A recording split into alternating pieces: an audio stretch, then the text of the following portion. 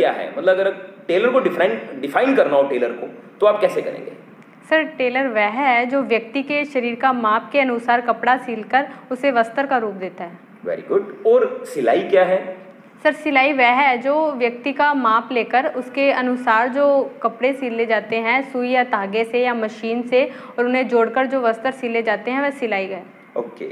और सिलाई का आविष्कार किस तरीके से हुआ था? सर सिलाई का आविष्कार फ्रांस के एक जो व्यक्ति हैं, गरीब व्यक्ति थे जिन्होंने लक्कड़ से मशीन का आविष्कार किया था। फिर 1848 के अंदर पुर्जे आ गए थे, जिससे उन्होंने मशीन में काफ़ी बदलाव लाया। फिर 1991 में सिंगर नाम का एक व्यक्ति था जिसने अपने नेम से एक कंपनी ओपन की और दुनिया भर में सेल किया सिलाई मशीन को। उसके बाद 1935 में उषा मशीन जैसी बड़ी कंपनी लॉन्च होगी, जिस वजह से आज पूरे ऑल ओवर इंडिया में मशीन से सर वस्त्र सिले जाते हैं। Very nice. क्या सिलाई व्यवसाय लाभदायक है आपके हिसाब से? यस सर, बिकॉज सिलाई मशीन आने वाले टाइम में वस्त्र हैं जो डिजाइनर वगैरह होते रहते हैं। तो और इसमें सर लाइफ टाइम तक चलेगी सिलाई है, तो इससे कभी मंदी नहीं आएगी sir. Okay, you mean to say इस प्रोफेशन में कभी रिसेशन नहीं आता? हाँ, ये लाइफ टाइम सर काम आएगा। अच्छा, सिलाई करते समय क्या क्या सामान की जरूरत होती है आपके सर? सिलाई करते समय मशीन, सुई, धागा, कैंची, स्केल और चौक की यूज होता है, और जो वस्त्र अपने सिल रहे हैं वो होना चाहिए सर। ओके। और कटिंग का कार्य करते समय हमने कौन कौन सी सावधानियां रखनी चाहिए? सर कटिंग करते समय हमें कपड़े को अच्छे से बिछा कर उस पर निशान लगाना चाहिए स्केल से। स्केल से निशान लगा के सर उसको कैंची उसी हैंड से यूज़ करनी चाहिए जिस हैंड का अपने ज़्यादा यूज़ करते हैं, ताकि कटिंग अच्छे से हो और फैन ना चल रहा हो, कपड़ा बार बार उड़े ना और हिले ना, जैसे उसको रखा जाता है वो वैसे ही रहे, तो कटिंग बहुत अच्छी होती है, जिससे वस्त्र है वो बहुत अच्छा सिला जाता है। ओके। और भी बहुत सी जॉब्स होती है गर्ल्स के लिए, जैसे आप बैंकिंग में जा सकते हैं और गर्ल्स तो टीचर बन सकते हैं, तो आपने बुटीक सिस्टम में क्यों सोचा? श्योर सर, क्योंकि सर बुटीक है उसके अंदर नए नए डिजाइन करना होता है, और जो उनमें मतलब माइंड भी बहुत ज़्यादा यूज़ होता है। और जैसे कि बैंक हो गया, टीचर हो गया, ये सर अच्छी लाइन है, पर मैं चाहती हूँ कि मैं अलग अलग माइंड यूज़ करके अलग अलग अच्छे डिजाइन बना सकूँ और बड़ी मतलब सुंदर सुंदर ड्रेसेस हैं वो लॉन्च कर सकूँ सर। और सर ये एक क्रिएटिव कार्य है और मुझे क्रिएटिविटी बहुत ही बचपन से ही बहुत पसंद है sir. Okay, so you want to be a creative girl? Yes sir. चलिए, मैंने जिस तरीके से आपसे कुछ सावधानियां पूछी थी कटिंग की, तो मैं पूछना चाहता हूँ मशीन में कार्य करते समय क्या क्या सावधानियां होनी चाहिए? सर मशीन पर जब अपने कार्य करते हैं तो वो रोशनी वाली जगह पे रखी होनी चाहिए, अंधेरे में नहीं रखी होनी चाहिए, और खुले स्थान पर रखनी चाहिए। और मशीन का जब यूज़ करते हैं उसको 2 या 3 घंटे पहले उसको अच्छे से साफ़ करके उसके जो पुर्जे वगैरह होते हैं उसमें ऑयल लगा के थोड़ी देर धूप में रख देना चाहिए, जिससे कपड़ा सिलते वक्त मशीन में कोई प्रॉब्लम नहीं आती और कपड़ा अच्छे से सिला जाता है सर। ओके। और हाथों से हम कौन कौन से कार्य कर सकते हैं सिलाई के? सर हाथों से हम कच्चा धागा कर सकते हैं और सुरपाई कर सकते हैं, और बटन्स वगैरह भी सर हाथों से ही लगाए जाते हैं। ओके। अच्छा, मशीन में सुई टूट जाती है कई बार, तो इसका मेन कारण क्या रहता है? सर मशीन में सुई टूट जाती है, इसका मेन कारण यही रहता है कि सर मशीन या तो ज़्यादा ऊंची लगी है या नीची लगी है, या आगे से थोड़ी सी जो उसकी नुक है वो मुड़ी हुई है। तो इसी वजह से जब अपने सिलाई करते हैं तो वो या तो निकल भी सकती है अगर उसका नट लूज है तो कपड़े में भी प्रॉब्लम, कपड़ा भी खराब हो सकता है और मशीन में भी सुई फंस सकती है, तो मशीन भी खराब हो सकती है सर। और आपको क्या क्या सिलना आता है? सर मुझे ब्लाउज, प्लाजो और पेटीकोट, सलवार सूट और फ्रॉक हो गया, गाउन हो गया, लहंगा हो गया और शर्ट, शॉर्ट्स वगैरह सर काफ़ी ऐसी चीज़ें हैं जो मुझे सिलनी आती हैं। ओके, तो आप बता सकते हैं कि कौन सी ड्रेस में कितना कपड़ा लगता है? Yes sir. बताइए।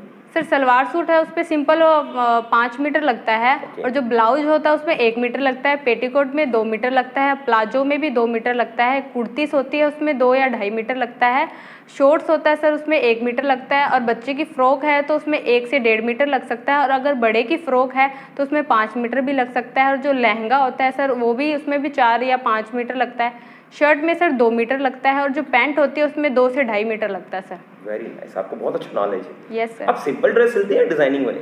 सर सिंपल भी और डिजाइन वाली मैं दोनों ड्रेसेस सिल लेती हूँ सर। Very nice. आप एक सिंपल सूट में कितना टाइम ले लेते हैं सिलने में? सर एक सिंपल सूट 1 घंटे में तैयार हो जाता है सर। रियली? यस। 1 घंटे में आप सिल देते हैं? Yes sir. मतलब आप एक दिन में कितनी ड्रेसेस सिल लेते हैं? सर अगर सिंपल सूट हो तो मैं दिन में 10 भी सिल लेती हूँ, अगर डिजाइनर वाला सूट हो तो सर 2 या 3 सर मैं सिल पाती हूँ। ओके, और आपका मेन एम क्या है, क्या है एम क्या है आपका? सर मैं एक बहुत बड़ा बुटीक खोलना चाहती हूँ, जो जितने भी बुटीक हैं वो मेरे अंडर में आए सर। वाह, इतना बड़ा एम है आपका। Yes sir. अच्छा चलिए मुझे बताइए, कोई कस्टमर है वो आपके पास बार बार अल्टर्ड करवा रहा है, कम से कम 2 बार आपसे अल्टर्ड करवा चुके हैं अपने ड्रेस को। Yes sir. और अभी भी वो अनहैप्पी है, और तो आप क्या करेंगे? अगर सर वो मेरे पास 2 बार आ गया है या 4 बार आ गया है तो उनका कार्य मतलब काम करना मेरा कर्तव्य है, और उसको सेटिस्फाई करना भी सर मेरा काम है सर। ओके सर इसी से ही मुझे माउथ पब्लिसिटी मिलेगी। Okay, so you believe in mouth publicity? Yes sir. Nice. चलिए मुझे ये बताइए कि कोई कस्टमर आपसे एक्सट्रीम मॉडिफिकेशन करवा रहा है और आपको पता है कि इस मॉडिफिकेशन से जो गारमेंट की जो लुक है या फिर जो ग्लैमर है वो खत्म हो जाएगा, वो रुइन हो जाएगा, तो आपको क्या लगता है, आप चुपचाप कर देंगे या कुछ बोलेंगे उसे? नहीं सर, मैं उनको बताऊंगी कि अगर इसमें ऐसा डिजाइन डालते हैं तो ये ड्रेस ऐसा दिखेगा। अगर मेरे पास कोई ड्रेस ऐसा अवेलेबल है तो मैं उनको दिखाऊंगी कि मैम ऐसा करने से ये ड्रेस खराब हो सकता है।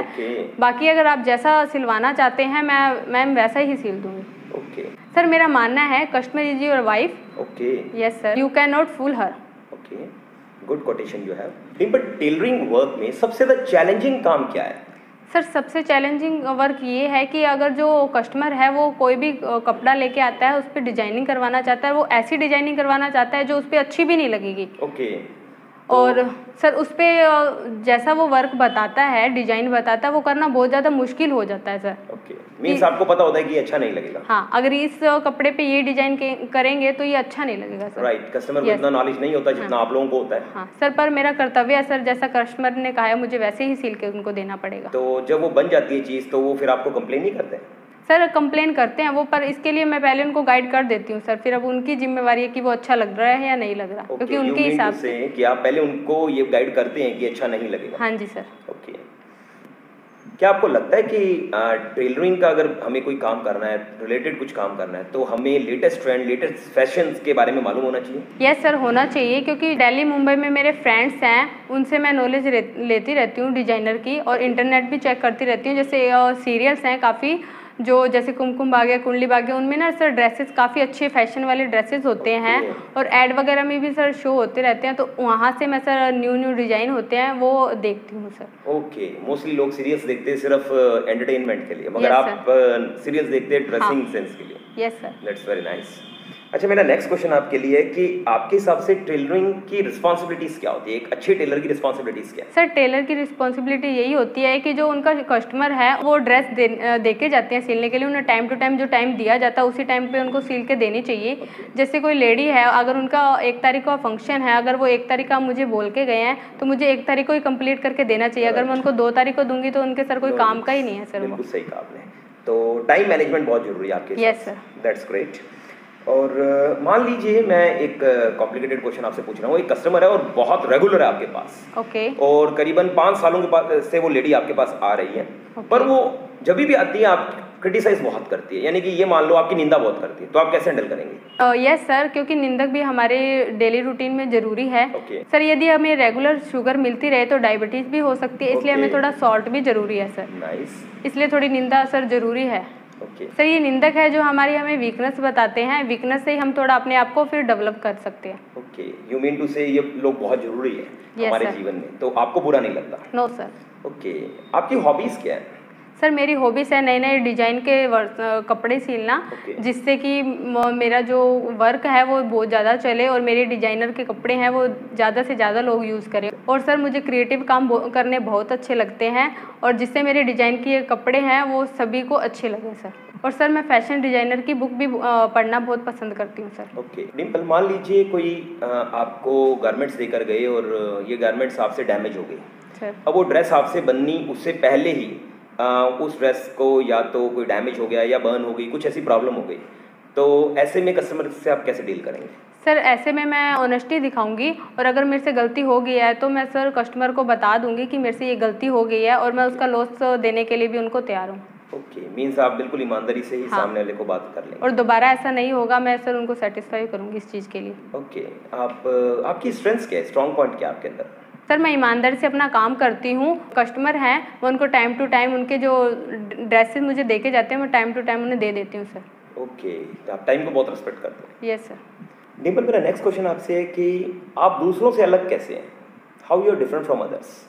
सर मैं दूसरों से अपनी तुलना तो नहीं कर सकती, क्योंकि मुझसे अच्छे भी होते हैं Right. और मुझसे थोड़ा कम भी होते हैं, तो इसलिए मैं अपना बेटर देना चाहूँगी और मैं अच्छे से अच्छी सिलाई करना चाहूँगी और अच्छे से अच्छे डिज़ाइन बनाना चाहूँगी और अपने आप को बेस्ट और बेटर साबित करना चाहूँगी सर। That's nice. और आपकी कोई वीकनेस, कोई कमजोरी आप में? सर मेरी वीकनेस यही है, जब मैं सिलाई करती हूँ तो मुझे सॉन्ग सुनना अच्छा लगता है। Okay. अगर बाई चांस अगर मेरे फ़ोन में बैटरी नहीं है या लाइट्स नहीं है फ़ोन, तो मैं गाने नहीं सुन पाती, तो उस समय सर मैं सिलाई भी नहीं कर पाती सर। ओके, तो आपको लगता है कि सॉन्ग्स से आपकी क्रिएटिविटी बनी रहती है? Yes sir. That's nice. अच्छा, मुझे ये बताइए कि ये इस समय जो आपने ड्रेस पहनी है, जो शर्ट है, ये आपकी खुद की सिली है? यस सर, मैं खुद के सिले हुए कपड़े यूज़ करती हूँ सर। That's nice. आप Yes, sir. मींस खुद के कपड़े, सभी कपड़े आप खुद अपने सिलते हैं? हाँ जी सर, जो भी मैं यूज़ करती हूँ वो मैं खुद ही सिलती हूँ सर। Very nice. अच्छा, कोई प्रॉपर टाइमिंग है आपका ड्रेसिंग का या फिर ड्रेस सिलने, कोई स्पेशल टाइम रखते हो आप सिलने का? नो सर, मुझे मॉर्निंग में, इवनिंग सर, और जब भी मुझे टाइम मिलता है तो तभी मैं सर वस्त्र सिलती हूँ सर। इसी चीज़ का मेरे अंदर जुनून भी है। That's nice, so nice. Yes. Really आपसे बात करके बहुत अच्छा लगा। और जितने भी आज क्वेश्चंस मैंने आपसे पूछे मोस्टली टेलरिंग से रिलेटेड थे। और अपने स्टूडेंट्स को भी बताना चाहूँगा कि सिर्फ टेलरिंग रिलेटेड नहीं, आपका इंटरव्यू में आपकी बॉडी लैंग्वेज बहुत इंपॉर्टेंट, आपकी बॉडी लैंग्वेज बहुत इंपॉर्टेंट होती है इंटरव्यू के दौरान। तो उस समय हमने आपको ऑलमोस्ट बॉडी लैंग्वेज के 78 वीडियो सिर्फ इसी चैनल पर दे रखे हैं। हमारे 2 चैनल पीडी क्लास और इंटरव्यू गाइड से आप बहुत कुछ सीख सकते हैं दोस्तों, regarding interview, regarding personality development, regarding spoken English, बहुत कुछ। और यदि आप हमसे भी कोई क्वेश्चन पुट अप करना चाहिए तो बिल्कुल कमेंट बॉक्स में आप लिखिए, definitely we will help you. Proud of you, really keep it up, nice to talk to you.